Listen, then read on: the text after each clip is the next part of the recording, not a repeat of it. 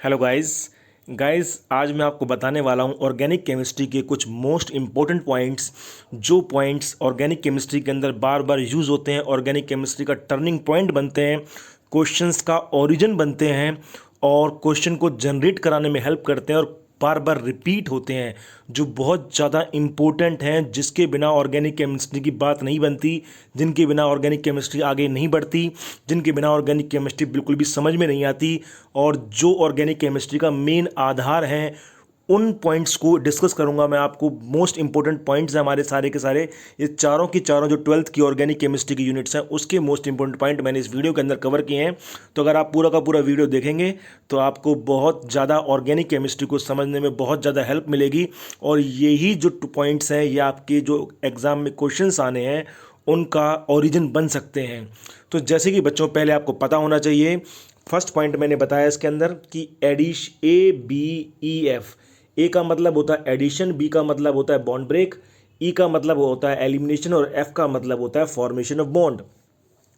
तो एडिशन, इसका मतलब ये है बच्चों, अगर हमारा कहीं पर भी एडिशन हो रहा होगा तो बॉन्ड ब्रेक हो जाएगा, और कहीं पर भी एलिमिनेशन हो रहा होगा तो वहाँ पर बॉन्ड फॉर्म होगा। बॉन्ड फॉर्म का मतलब सिंगल बॉन्ड कन्वर्ट हो जाएगा डबल में और डबल बॉन्ड कन्वर्ट हो जाएगा ट्रिपल में। इसी तरीके से अगर हमारा कहीं पर एडिशन हो रहा होगा, यानी कि कोई चीज़ ऐड हो रही होगी, तो वहाँ पर बॉन्ड क्या हो जाएगा, टूट जाएगा। ए बी का मतलब एडिशन, बॉन्ड ब्रेक का मतलब अगर डबल बॉन्ड है तो वो सिंगल में कन्वर्ट हो जाएगा, और एलिमिनेशन होगा तो बॉन्ड क्या हो जाएगा, फॉर्म हो जाएगा। तो ये बच्चों, ये वीडियो मैं इसलिए बना रहा हूँ क्योंकि बहुत सारे बच्चों की डिमांड थी कि ऑर्गेनिक केमिस्ट्री को कवर किया जाए हम इस चैनल के ऊपर, क्योंकि बहुत सारे बच्चों की डिमांड आ रही है। लेकिन अब एग्ज़ाम का टाइम कम है तो पूरी की पूरी ऑर्गेनिक केमिस्ट्री कवर नहीं हो सकती। मैंने इसकी नेम रिएक्शंस की एक लिस्ट बनाई हुई है, आपको हर चैप्टर की नेम रिएक्शंस अवेलेबल हो जाएंगी इस चैनल के ऊपर विद ट्रिक। तो आप उनको प्लेलिस्ट में या चैनल की प्लेलिस्ट पे जाकर देख सकते हैं। लेकिन अब ये जो वीडियो बना रहा हूँ मैं, वो इसलिए बना रहा हूँ ताकि पूरी की पूरी ऑर्गेनिक रिएक्शन के most important points, most important reactions के पॉइंट कवर किए जा सकें, क्योंकि ऑर्गेनिक केमिस्ट्री को समझना थोड़ा सा कॉम्प्लिकेटेड हो जाता है, थोड़ा सा टाइम लेती है ये। तो अब शॉर्ट टाइम ड्यूरेशन के अंदर क्या किया जा सकता है, इसलिए मैं आपको इस वीडियो को बना रहा हूँ। ये वीडियो बहुत बहुत ज़्यादा काम आने वाला है आपके। तो फर्स्ट पॉइंट आपको बता दिया कि एडिशन होता है तो बॉन्ड ब्रेक होता है, एलिमिनेशन होता है तो बॉन्ड फॉर्म होता है। अब जैसे कि बच्चों, अगर आप कहीं पर भी आपको एल्कीन नजर आए तो आप समझ जाना एल्कीन में क्या होना है, एडिशन होना है। और आपको ये बात ध्यान रखनी है बच्चों, एल्कीन को देखते ही आपके माइंड में आ जाना चाहिए कि या तो उसके अंदर मार्कोनी कोवरूल लगेगा और या फिर एंटी मार्कोनी कोवरूल लगेगा, या तो मार्कोनी या फिर एंटी मार्कोनी। और एंटी मार्कोनी की एक ही कंडीशन है बच्चों, एंटी मार्कोनी लगता है जब हमारा, ध्यान रखेंगे, HBr और H2O2 या फिर HBr और पेरोक्साइड दोनों एक साथ आए, तब एंटी मार्कोनी लगेगा, अदरवाइज मार्कोनी लगेगा। देख लेते हैं एग्जांपल से। जैसे कि हमारा है ये CH3 CH double bond CH2, यहां पर क्या देखा बच्चों, मैंने एल्कीन देखा, एल्कीन का मतलब जिसमें डबल बॉन्ड था, और यहां पर क्या ऐड हो रहा है, HBr ऐड हो रहा है। तो हमें क्या करना, आगे वाला हमेशा पॉजिटिव होता है, पीछे वाला हमेशा नेगेटिव होता है। तो आपने देखा यहां पर सिर्फ एल्कीन है, एल्कीन को देखते ही मुझे ध्यान आ गया कि या तो मार्कोनी लगना है या फिर एंटी मार्कोनी लगना है। लेकिन एंटी मार्कोनी की कंडीशन मैंने क्या बताई बच्चों, HBr और H2O2 दोनों एक साथ होने चाहिए, लेकिन यहां पर दोनों एक साथ नहीं है, HBr अकेला है। तो यहां पर कौन सा रूल लगेगा, यहां पर मार्कोनी लगेगा। तो मार्कोनी रूल क्या कहता है बच्चों, मार्कोनी कहता है कि पॉजिटिव पार्ट को आप उसके पास ले जाइए, पॉजिटिव पार्ट को उसके पास ले जाइए जिसके पास ज़्यादा हाइड्रोजन है, और नेगेटिव को उसके पास ले जाइए जिसके पास कम हाइड्रोजन है। आप देख सकते हैं डबल बॉन्ड के इस साइड पर 2 हाइड्रोजन है ये रे, और इसके पास 1 हाइड्रोजन है। तो डबल बॉन्ड की साइड्स पर ही चेक करना है, जहां पर ज़्यादा हाइड्रोजन है पॉजिटिव वाले को वहां ले जाइए, और नेगेटिव वाले को वहां ले जाइए जहां पर कम है। तो पॉजिटिव वाला चला गया ज़्यादा वाले के पास, ये देख सकते हैं आप, पॉजिटिव वाला H पॉजिटिव चला गया CH2 के पास, और ये क्या बन गया, ये CH3 बन गया। और नेगेटिव वाला चला गया कम वाले के पास CH के पास, और ये क्या बन गया, CHBr बन गया। और अभी बताया मैंने, जब भी एडिशन होता है तो बॉन्ड ब्रेक हो जाता है, मतलब डबल बॉन्ड किस में कन्वर्ट हो जाएगा, सिंगल में। तो प्रोडक्ट क्या बनेगा बच्चों, आप देख सकते हैं, ये प्रोडक्ट बन गया हमारा CH3 CH, इसके नीचे Br आ गया क्योंकि नेगेटिव वाला आया कम वाले के पास, और इसके पास पॉजिटिव वाला आ गया CH2 के पास, CH3 बन गया, और डबल बॉन्ड किस में कन्वर्ट हो गया, सिंगल बॉन्ड में। तो इस तरीके से बच्चों हमका लगा दिया हमने मार्कोनी रूल लगूल। लेकिन यहाँ पर अगर HBr के साथ H2O2 दिया होता तो हम मार्कोनी ना लगा के हम क्या लगाते, एंटी मार्कोनी लगाते। और एंटी मार्कोनी में क्या होता, पॉजिटिव वाला उसके पास जाता जिसके पास हाइड्रोजन कम है, मतलब अब की बार पॉजिटिव वाला फिर इसके पास जाता, तो यहाँ पर क्या बन जाता CH3, यहाँ पर बनता CH3 और CH को एक H मिल जाता तो क्या बन जाता CH2, और फिर इस CH2 को एक Br मिल जाता, क्या बन जाता CH3 CH2 Br, ये हमारा इसका कंपाउंड बनता। तो ये हमारा पॉइंट टू रिमेंबर था फर्स्ट, कि जब भी आपको एल्कीन दिखाई दे तो आप समझ जाना कि उसमें या तो मार्कोनी या फिर एंटी मार्कोनी रूल लगाना। लेकिन एंटी मार्कोनी कंडीशन एक ही है, HBr और H2O2 जब दोनों एक साथ आएंगे तभी एंटी मार्कोनी लगेगा, अदरवाइज एंटी मार्कोनी नहीं लगेगा। अगर हमारा HCl के साथ H2O2 आए तब भी हमारा एंटी मार्कोनी नहीं लगेगा, तब भी हमारा क्या लगेगा, मार्कोनी ही लगेगा, तब भी सेम रिएक्शन होगी बिल्कुल एज इट इज जैसे ये रिएक्शन हो रही है। केवल कंडीशन एंटी मार्कोनी की ये है कि HBr और H2O2 यानी कि पेरोक्साइड दोनों एक साथ आने चाहिए, अकेला भी एक साथ आए, अकेला भी कोई आया तो भी नहीं लगेगा। उसके बाद नेक्स्ट पॉइंट देखते हैं बच्चों, अगर हमारा एल्कीन है और एल्कीन के ऊपर यूवी लाइट लिखा है या फिर हीट लिखा है, यूवी का मतलब अल्ट्रावायलेट लाइट लिखा है और हीट लिखा है, तो हमारा रिएक्शन कौन सी होगी, तो रिएक्शन होगी हमारी एलाइलिक सब्स्टिट्यूशन होगी। एलाइलिक सब्स्टिट्यूशन क्या होता है बच्चों, सब्स्टिट्यूशन का मतलब रिप्लेसमेंट। एलाइलिक सब्स्टिट्यूशन में क्या होगा बच्चों, डबल बॉन्ड वाले कार्बन के साथ से जो अगला कार्बन होता है उसे एलाइलिक कार्बन बोलते हैं।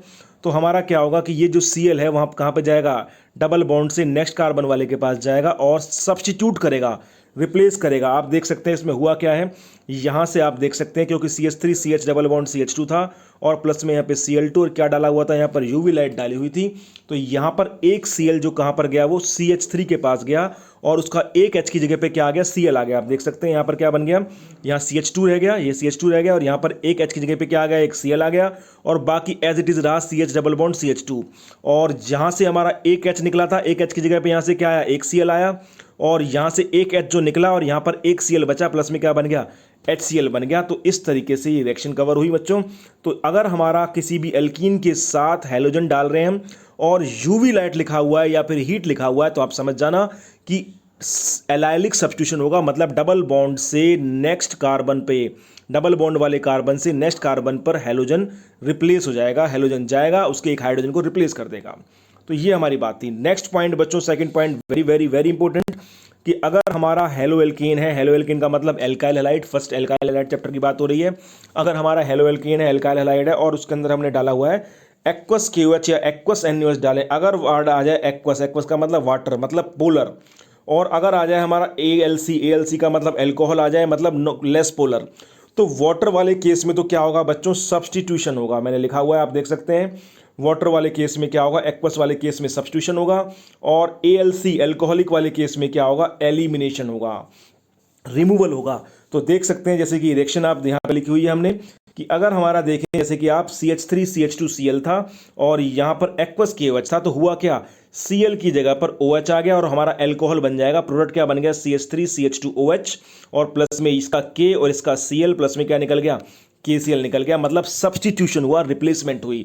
तो जब भी एक्वस मीडियम हो बच्चों, तो वाटर मीडियम हो, तो समझ जाना कि सब्स्टिट्यूशन होना है, रिप्लेसमेंट होनी है। लेकिन अगर यहीं पर एलिमिनेशन होगा तब जब हमारा एल्कोहलिक दिया हो। आप देख सकते हैं यहाँ पर जो मीडियम है, यहाँ पर जो मीडियम है वो एल्कोहलिक KOH है। अगर हमारा एल्कोहलिक KOH है बच्चों, एल्कोहलिक NaOH है बच्चों, तो क्या होना है, एलिमिनेशन होगा। एलिमिनेशन कैसे होगा बच्चों, आप देखें तो एलिमिनेशन कैसे होता है, एक कार्बन से क्या निकलेगा, हैलोजन निकलेगा, Cl निकल गया और उसके नेक्स्ट कार्बन से यानी कि यहाँ से H निकलेगा।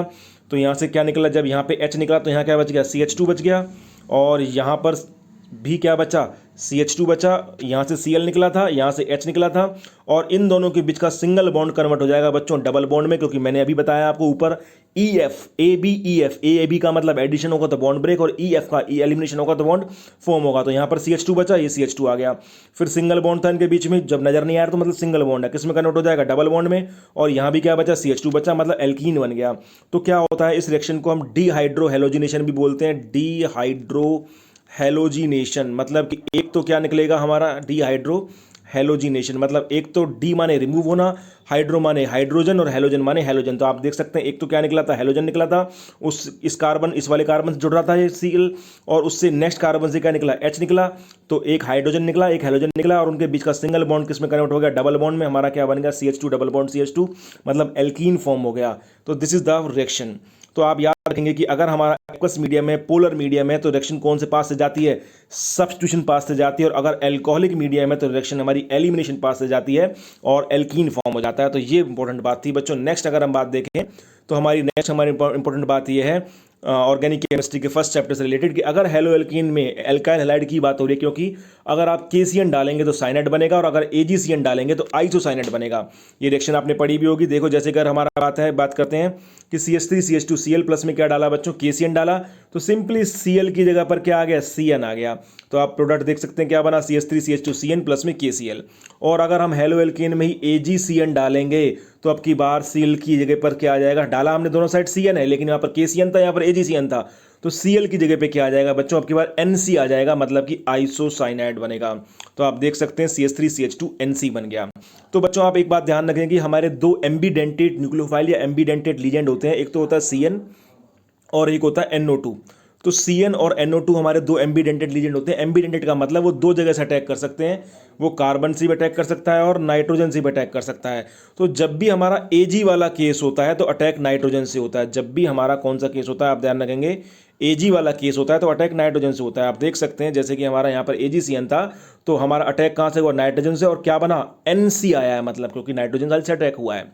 ऐसी मान लो रिएक्शन होती CH3CH2Cl और प्लस में डाला होता हमने AgNO2। तो आपको बता दिया मैंने कि NO2 भी हमारा एम्बीडेंटेट है, मतलब दो जगह से अटैक कर सकता है, और CN भी हमारा एम्बीडेंटेट है, मतलब दो जगह से अटैक कर सकता है। तो NO2 डाला है, AgNO2 डाला है, तो मैंने बताया Ag वाले केस में अटैक कहाँ से होता है बच्चों? हमेशा N वाली साइड से होता है। तो Cl की जगह पे क्या आ जाएगा? NO2 आ जाएगा। हमारा प्रोडक्ट क्या बनेगा? हमारा प्रोडक्ट बनेगा यहाँ पर CH3CH2, ये CH3CH2 बिल्कुल एज इट इज आ गया, और ये NO2 Cl की जगह पे क्या आ जाएगा? NO2 आ जाएगा, प्लस में क्या निकल जाएगा? AgCl बाहर निकल जाएगा। तो यही इंपॉर्टेंट बात थी कि जब भी हमारा एम्बीडेंट की बात हो, KCN हो या AgCN हो, तो अगर Ag से जुड़ा Ag वाला कंपाउंड है तो अटैक कहाँ से होगा? नाइट्रोजन से, मतलब NC आएगा। और ऐसे AgNO2 वाले केस में भी क्या आएगा? अटैक कहाँ से होगा? NO2 आएगा Cl की जगह पर। ठीक है बच्चों, नेक्स्ट हमारा अगर हम बात करें तो एल्कोहल वाले चैप्टर से फिर बात करते हैं हम कि अगर आप एल्कीन में वाटर डालते हैं बच्चों तो एल्कोहल बन जाता है। बहुत सिंपल सी बात है, बहुत सिंपल सी ट्रिक है याद करने के लिए। अगर एल्कीन में वाटर डालते हैं तो एल्कोहल बन जाता है, और एल्कोहल में से वाटर निकाल देते हैं तो एल्कीन बन जाता है। एल्कीन में वाटर डाल दें तो एल्कोहल बन जाता है, और एल्कोहल में से वाटर निकाल दें तो एल्कीन बन जाता है। और वाटर निकालने के लिए हमेशा कभी भी वाटर निकालना हो तो बच्चों कंसनट्रेटेड H2SO4 यूज़ होता है, जो कि हमारा डिहाइड्रेटिंग एजेंट होता है, वाटर निकालने के काम आता है। तो जैसे कि आप रिएक्शन देखें, हमारी रिएक्शन है CH2 double bond CH2 plus में क्या डाला है? इसमें वाटर डाला, H पॉजिटिव OH नेगेटिव। तो H पॉजिटिव यहाँ चला गया हमारा, OH नेगेटिव यहाँ चला गया, क्योंकि आपको पता है जब भी एल्कीन होता है तो एडिशन होता है, तो एडिशन होता है तो बॉन्ड ब्रेक होता है। तो H यहाँ चला गया, कहीं भी ले जाइए आप, तो H हमारा यहाँ चला गया तो CH3 बन गया, और OH हमारा यहाँ चला गया तो CH2OH बन गया। और डबल बॉन्ड किस में कन्वर्ट हो जाएगा? सिंगल बॉन्ड में। तो ये हमारा एल्कीन किस में कन्वर्ट हो गया? एल्कोहल में, क्योंकि हमारा पॉजिटिव पार्ट चला जाए, किसी के पास भी ले जाइए, पॉजिटिव चला जाएगा, इसके पास ले जाइए, CH2 बन गया CH3, और OH लेके चला गया इसके पास, तो CH3CH2OH बन गया, हमारा एल्कोहल बन गया। सिमिलरली बच्चों अगर हम एल्कोहल ले लें, और एल्कोहल में मैंने बताया कि एल्कीन में पानी डाला, ये एल्कीन में पानी डाला तो क्या बन गया? एल्कोहल बन गया। और अगर मैं एल्कोहल में से पानी निकाल लूँ तो क्या बन जाएगा? एल्कीन बन जाएगा। लेकिन पानी निकालने का मतलब हम क्या डाल रहे हैं उसमें? कंसनट्रेटेड H2SO4 डाल रहे हैं। कहीं पर भी अगर कंसनट्रेटेड H2SO4 डाला हुआ है तो समझ लेना कि वाटर का रिमूवल हो रहा है, और एल्कोहल में से वाटर रिमूवल का मतलब क्या बनना है? एल्कीन फॉर्म होना है। तो आप देख सकते हैं जैसे कि यहाँ पर CH3CH2OH हमने क्या डाला? कंसनट्रेटेड H2SO4 डाला। तो एल्कीन कैसे बना बच्चों? बहुत सिंपल एल्कीन बनाना। देखें, एक कार्बन से क्या निकल जाएगा? पहले की तरह OH निकल जाएगा। वाटर निकालना है, वाटर का मतलब H पॉजिटिव और OH नेगेटिव। तो एक कार्बन से OH निकल गया, और उससे नेक्स्ट कार्बन से क्या निकल गया? H निकल गया। जब यहाँ से H निकला तो यहाँ क्या बचा? CH2 बचा। और फिर हमारा यहाँ पर क्या बचा? CH2 बचा। और इन दोनों के बीच का सिंगल बॉन्ड किस में कन्वर्ट हो जाएगा? डबल बॉन्ड में। तो क्या बन गया? एल्कीन बन गया। आप देख सकते हैं CH2 double bond CH2 plus में क्या निकल गया? वाटर। तो ये हमारी जो रिएक्शन है बच्चों बहुत इंपॉर्टेंट है हर साल एग्जाम के, लेकिन ये दो टेम्परेचर पर होती है। अगर मैं एल्कोहल को डालता हूँ कंसनट्रेटेड H2SO4 पर 443 केल्विन पर, तो बनता है हमारा एल्कीन बनता है, वाटर निकलता है। और अगर मैं इसी को रिएक्शन को करता हूँ, एल्कोहल में डालता हूँ CH3CH2OH में कंसनट्रेटेड H2SO4, लेकिन टेम्परेचर लेता हूँ 413 केल्विन, तो हमारा क्या बनता है? ईथर बनता है, CH3CH2O CH2CH3 बनता है। ये कैसे बनता है आपको मैं पहले ही बता चुका हूँ, एक अलग से वीडियो बना के। इसमें दो मॉलिक्यूल लेने पड़ते हैं, CH3CH2OH और CH3 CH2OH। तो क्या निकल जाएगा बच्चों, वाटर निकल जाएगा, यानी कि इसका H और इसका OH क्या निकल गया, H2O निकल गया। तो आप देख सकते हैं आपके पास क्या बचा, आपके पास बचा एक तो CH3 CH2O और CH2 CH3। आप देख सकते हैं हमारा यही बना है CH3 CH2O CH3 CH2O CH2 CH3 plus में क्या निकल गया, H2O निकल गया। तो आप याद रखेंगे कि कभी भी एल्कीन में वाटर डालते हैं तो क्या बन जाता है, अल्कोहल बन जाता है बहुत, और अल्कोहल में से वाटर निकालते हैं तो एल्कीन बन जाता है। लेकिन वाटर निकालने के लिए क्या डालना पड़ता है, कंसंट्रेटेड H2SO4 डालना पड़ता है। अगर आप 443 केल्विन पे डालेंगे तो क्या बनेगा, एल्कीन बनेगा, और अगर 413 केल्विन पे डालेंगे तो क्या बनता है, ईथर बनता है हमारा। ये इंपॉर्टेंट रिएक्शन हर साल एग्जाम में आती है। उसके बाद नेक्स्ट रिएक्शन की बात करें बच्चों, नेक्स्ट टॉपिक की बात करें तो मैं बता दूं आपको 3 हमारे रिएजेंट्स होते हैं, बहुत इंपॉर्टेंट पॉइंट है ये भी, कि PCl5 PCl3 और SOCl2 हमारे 3 ऐसे इंपॉर्टेंट रिएजेंट्स होते हैं जिनका काम होता है OH को रिप्लेस करना Cl से। ये OH को हमेशा Cl से रिप्लेस कर देते हैं। इनकी दुश्मनी होती है PCl5 PCl3 और SOCl2 की, तीनों की दुश्मनी है OH के साथ। ये हमेशा OH को रिप्लेस कर देते हैं Cl से। तो आप देख सकते हैं यहाँ पर जैसे कि CH3 CH2OH प्लस में मैंने डाला इसमें PCl5, तो आप देख सकते हैं बच्चों OH की जगह पे क्या आ गया, Cl आ गया। ऐसे ही मैं PCl3 डालूंगा, फिर से OH की जगह पे क्या आ जाएगा, Cl आ जाएगा। और ऐसे अगर मैं SOCl2 डालूंगा तो OH की जगह पे क्या आ जाएगा, Cl आ जाएगा। तो तीनों ही केस के अंदर हमारा क्या आ गया बच्चों, Cl आ गया। CH3CH2Cl CH3CH2Cl और CH3CH2Cl। तो ये क्या काम करते हैं आप ध्यान रखेंगे, कहीं पर भी अगर ये रिएजेंट आ जाते हैं PCl5 PCl3 या SOCl2 तो आप समझ जाना कि OH की जगह पर हमें क्या ले आना है, Cl ले आना है, Cl ले आना है, Cl ले आना है। और इन तीनों में बेस्ट मेथड कौन सा होता है, SOCl2 वाला मेथड बेस्ट मेथड होता है इनके अंदर, क्योंकि इसमें कोई भी साइड प्रोडक्ट नहीं बचता है। अब उसके बाद नेक्स्ट रिएक्शन आती है बच्चों हमारी, बहुत इंपॉर्टेंट है ये भी, कि अगर एल्डिहाइड का रिडक्शन करते हैं तो 1 डिग्री अल्कोहल बनता है, कीटोन का रिडक्शन करते हैं तो 2 डिग्री अल्कोहल बनता है। अगर एल्डिहाइड का रिडक्शन करेंगे तो 1 डिग्री अल्कोहल बनेगा, और कीटोन का रिडक्शन करेंगे तो 2 डिग्री अल्कोहल बनेगा। और अगर 1 डिग्री अल्कोहल, अगर इसका उल्टा कर दें, उल्टा कैसे कर दें, अगर 1 डिग्री अल्कोहल का ऑक्सीडेशन करा देंगे तो एल्डिहाइड बन जाएगा। 1 डिग्री अल्कोहल का ऑक्सीडेशन कराने से क्या बन जाता है बच्चों, एल्डिहाइड बन जाता है। और 2 डिग्री अल्कोहल का अगर ऑक्सीडेशन करा दें तो क्या बन जाता है, कीटोन बन जाता है। आप देख सकते हैं, मैं दोबारा से बताता हूं, मैं अगर एल्डिहाइड का रिडक्शन करा दिया तो क्या बन जाता है, 1 डिग्री अल्कोहल। कीटोन का रिडक्शन करा दें तो क्या बन जाता है, 2 डिग्री अल्कोहल। अब इसका उल्टा कर दिया, अगर 1 डिग्री अल्कोहल का ऑक्सीडेशन करा दिया तो क्या बन गया, एल्डिहाइड बन गया। और 2 डिग्री अल्कोहल का ऑक्सीडेशन करा दिया तो क्या बन गया, कीटोन बन गया। ठीक है बच्चों, ये बातें आपस में इंटर कन्वर्टिबल हैं, कि अगर एल्डिहाइड का रिडक्शन तो 1 डिग्री अल्कोहल, कीटोन का रिडक्शन तो 2 डिग्री अल्कोहल, 1 डिग्री अल्कोहल का ऑक्सीडेशन तो एल्डिहाइड, 2 डिग्री अल्कोहल का ऑक्सीडेशन तो कीटोन बन जाता है। अच्छा, अब रिडक्शन कराने के लिए क्या डालते हैं, रिडक्शन कराने के लिए बच्चों डाला जाता है, आप ध्यान रखेंगे, या तो निकल प्लेटिनम या फिर डालते हैं हम LiAlH4 लिथियम एल्युमिनियम हाइड्राइड। और ऑक्सीडेशन कराने के लिए क्या डाला जाता है, ऑक्सीडेशन कराने के लिए डाला जाता है हमेशा या तो potassium permanganate KMnO4 in presence of H2SO4, या फिर डालते हैं K2Cr27 in presence of H2SO4। ये बात भी आप याद रखेंगे कि रिडक्शन कराना है तो निकल प्लेटिनम या लिथियम एल्युमिनियम हाइड्राइड की प्रेजेंस में होगा, और अगर ऑक्सीडेशन कराना है तो KMnO4 या फिर K2Cr27 की प्रेजेंस में होगा। और ये दोनों बच्चों ऑक्सीडेशन कराने के लिए बात करें, अगर हम ऑक्सीडेशन कराने की बात करते हैं तो ये KMnO4 और K2Cr27 ये हमारे स्ट्रॉन्ग ऑक्सीडाइजिंग एजेंट हैं। ये अगर 1 डिग्री अल्कोहल को ऑक्सीजन करा के एल्डिहाइड में कन्वर्ट करते हैं तो ये रिएक्शन को यहाँ पर रुकती नहीं है, ये फर्दर कन्वर्ट हो जाते हैं किसमें, कार्बोक्सिलिक एसिड में। लेकिन अगर मैं थोड़ा वीक रिएजेंट डाल दूं, जैसे कि मैं PCC डाल दूं या फिर क्रोमियम ऑक्साइड CrO3 डाल दूं, जिसको हम जॉन्स रिएजेंट भी बोलते हैं, तो ये हमारे वीक ऑक्सीडाइजिंग एजेंट हैं। ये KMnO4 और K2Cr27 की जगह पे यूज हो जाते हैं। तो ये रिएक्शन खाली यहीं तक कंप्लीट हो जाती है। 1 डिग्री अल्कोहल को ये सीधा कहाँ कन्वर्ट कर देते हैं, एल्डिहाइड में कन्वर्ट कर देते हैं, और ये रिएक्शन यहीं के यहीं स्टॉप हो जाती है। तो याद रखेंगे बच्चों कि अगर एल्डिहाइड का रिडक्शन 1 डिग्री अल्कोहल, कीटोन का reduction 2 degree alcohol, 1 degree alcohol का ऑक्सीडेशन एल्डिहाइड, 2 डिग्री अल्कोहल का ऑक्सीडेशन कीटोन, और रिडक्शन कराने के लिए निकल प्लेटिनम और लिथियम एल्युमिनियम हाइड्राइड, ऑक्सीजन कराने के लिए KMnO4 K2Cr27। और ये स्ट्रॉन्ग ऑक्सीडाइजिंग एजेंट, और वीक ऑक्सीडाइजिंग एजेंट कौन सा होता है हमारा, PCC और CrO3। ये जो वीक है हमारे क्या करते हैं, रिएक्शन को वहीं पे एल्डिहाइड लेवल पे रोक देते हैं, जबकि ये जो हमारे स्ट्रॉन्ग ऑक्सीडाइजिंग एजेंट है KMnO4 और K2Cr27 ये रिएक्शन को एल्डिहाइड लेवल से भी आगे बढ़ा देते हैं और कार्बोक्सिलिक एसिड में कन्वर्ट कर देते हैं। उसके बाद अगर आप देखें, इसका अगर मैं आपको एग्जांपल बताऊं तो जैसे कि अगर आप देखें तो जैसे कि अगर मुझे रिडक्शन कराना है तो CH3COOH रिडक्शन कराने का मतलब होता है बच्चों एडिशन ऑफ हाइड्रोजन। किसकी प्रेजेंस में होगा, ये होगा निकल या प्लेटिनम की प्रेजेंस में। तो होगा क्या, रिडक्शन कैसे होता है, एक एच इसके पास आ जाएगा और एक एच इसके पास हो जाएगा, डबल बॉन्ड किस में कन्वर्ट हो जाएगा, सिंगल में। तो आप देख सकते हैं ये क्या बन जाएगा, ये बन जाएगा CH3, ये CH और एक एच मिल गया इसको तो क्या बन गया CH2, और इस O को, ये जो O है ऊपर बच्चों, इसको भी H मिल गया तो क्या बन जाएगा OH। तो क्या बन गया आप देख सकते हैं 1 डिग्री, ये हमारा एल्डिहाइड था जो कन्वर्ट हो गया किस में, 1 डिग्री एल्कोहल में। ऐसी बच्चों अगर मैं कीटोन ले लूँ तो कीटोन के लिए क्या लेना पड़ेगा आपको पता है, कीटोन के लिए जैसे मैंने ले लिया CH3COO, CH3 ले लिया मैंने, और रिडक्शन करा रहा हूँ तो मतलब एडिशन ऑफ हाइड्रोजन डालूंगा, किसकी प्रेजेंस में डालेंगे, निकल प्लेटिनम या फिर लिथियम एल्युमिनियम हाइड्राइड।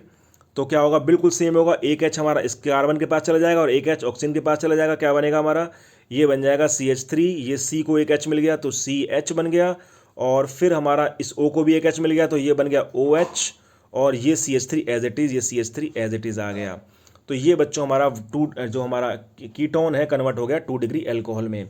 इसी तरीके से अगर आप देखें तो हमारा जो अगर ऑक्सीडेशन कराएं तो ऑक्सीडेशन कराने के लिए मुझे क्या लेना पड़ा, मुझे 1 डिग्री एल्कोहल लेना पड़ा, जैसे कि CH3 CH2OH लेना पड़ा।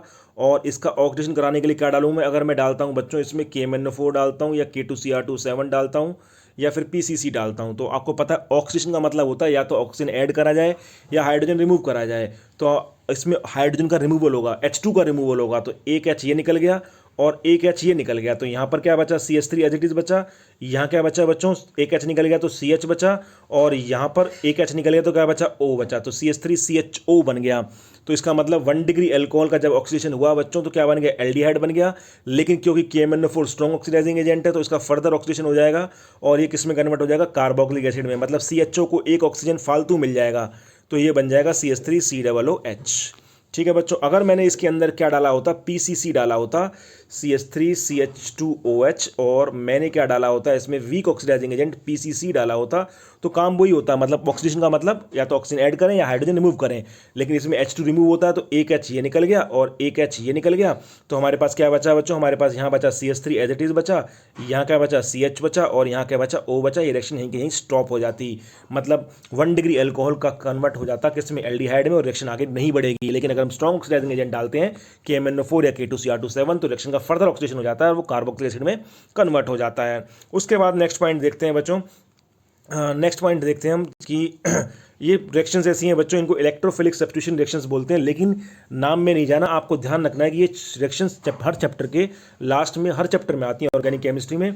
अगर आपको क्लोरीनेशन करना है तो आपको डालना पड़ेगा Cl2 in presence of anhydrous AlCl3, और ग्रुप कौन सा आएगा, ग्रुप आएगा बच्चों Cl।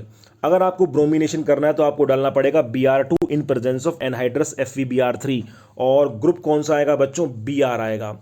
अगर आपको करना है नाइट्रेशन, क्या करना है बच्चों, नाइट्रेशन करना है, तो आपको डालना पड़ेगा कंसंट्रेटेड HNO3 और कंसंट्रेटेड H2SO4, और ग्रुप कौन सा आएगा, NO2 आएगा। अगर आपको सल्फोनेशन करना है तो आपको डालना पड़ेगा कॉन्सनट्रेटेड H2SO4, और ग्रुप कौन सा आएगा बच्चों, SO3H ग्रुप आएगा। अगर आपको फ्रीडल क्राफ्ट एल्काइलेशन करना है तो आपको डालना पड़ेगा CH3Cl in presence of anhydrous AlCl3, और ग्रुप कौन सा आएगा बच्चों, CH3 आएगा। और अगर आपको फ्रीडल क्राफ्ट एसिटाइलेशन करना है तो आपको डालना पड़ेगा CH3COCl और in presence of anhydrous AlCl3, और ग्रुप कौन सा आएगा, COCH3 आएगा। क्या आएगा, COCH3। तो ये देख सकते हैं आप कि क्लोरीनेशन करेंगे तो क्या आएगा, क्या डालना पड़ेगा, Cl2 in presence of anhydrous AlCl3, इनको रट लें, याद कर लें। और ग्रुप कौन सा आएगा, क्लोरीन। ब्रोमिनेशन करना है तो क्या डालना पड़ेगा, Br2 in presence of anhydrous FeBr3, group कौन सा आएगा, Br आएगा। नाइट्रेशन करना है तो डालना पड़ेगा कॉन्सनट्रेटेड HNO3 और H2SO4, और ग्रुप कौन सा आएगा बच्चों, NO2 आएगा। अगर आपको सल्फोनेशन करना है तो डालना पड़ेगा कॉन्सनट्रेटेड H2SO4, और ग्रुप कौन सा आएगा बच्चों, SO3H आएगा। अगर आपको करना है फ्रीडल क्राफ्ट एल्काइलेशन तो ग्रुप आएगा हमारा एल्काइल, मतलब कि CH3 ग्रुप आएगा, और डालना क्या पड़ेगा, हमें डालना पड़ेगा CH3Cl in presence of anhydrous AlCl3।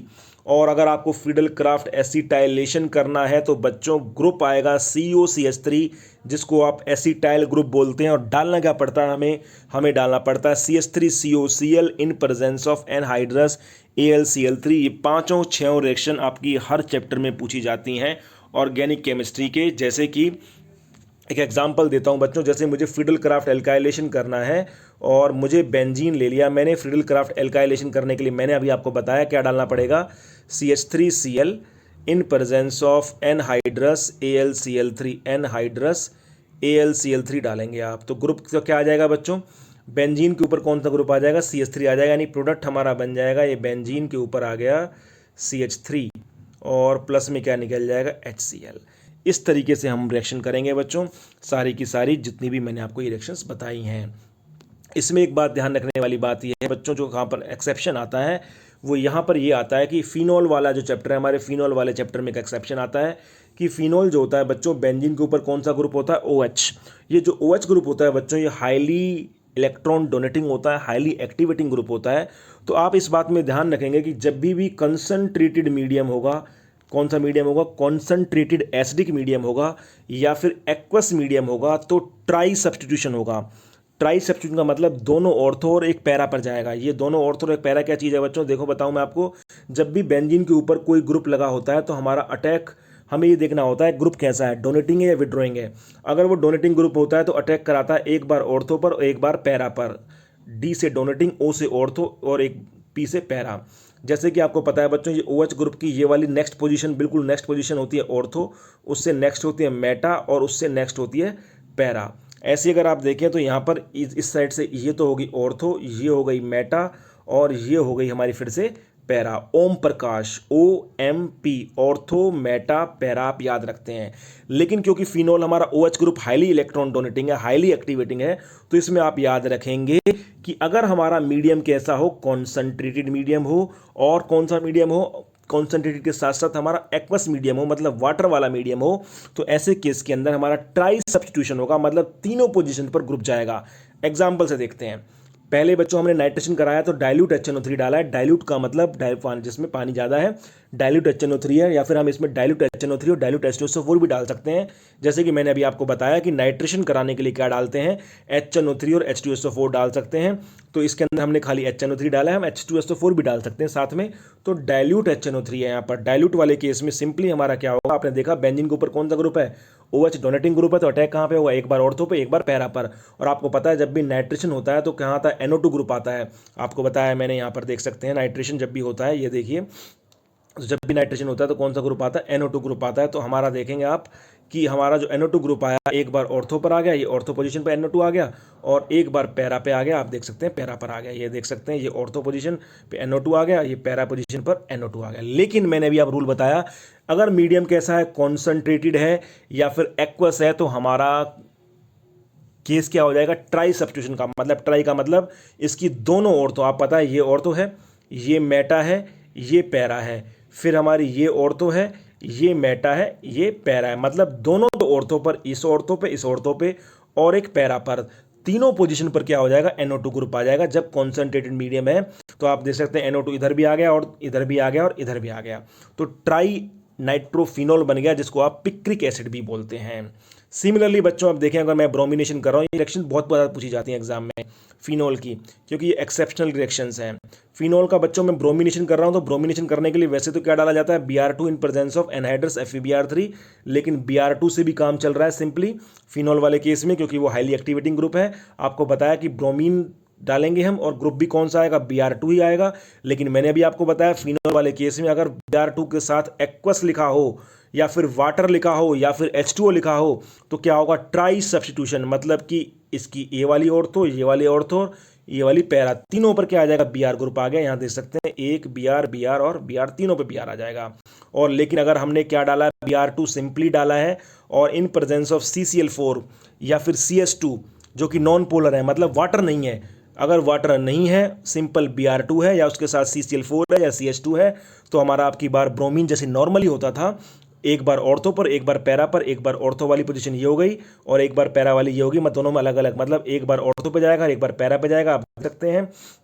तो Br कहाँ चला गया, एक बार ऑर्थो पे चला गया और एक बार पैरा पर चला गया। इस तरह से हमारा ऑर्थो ब्रोमोफिनॉल और पैरा ब्रोमोफिनॉल बन गया।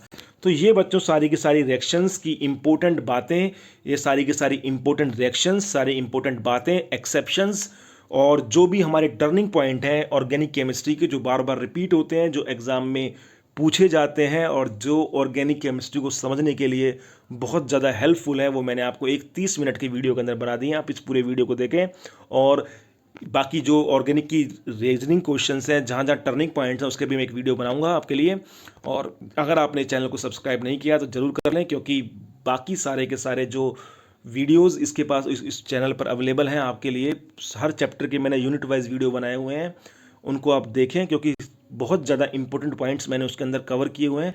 इसके अलावा आप जो सैम्पल पेपर है 2021 का ऑर्गेनिक केमिस्ट्री का, वो भी हमने इस चैनल के ऊपर का सॉल्यूशन बनाया है, आप उसको भी देख सकते हैं। नेम रिएक्शंस की ट्रिक वाइज वीडियो बनाई हुई हैं, ये सारी की सारी प्लेलिस्ट के अंदर अवेलेबल हैं। ये सिर्फ और सिर्फ बच्चों आपके लिए बेनिफिट के लिए है, आपके फ़ायदे के लिए है। Thank you very much.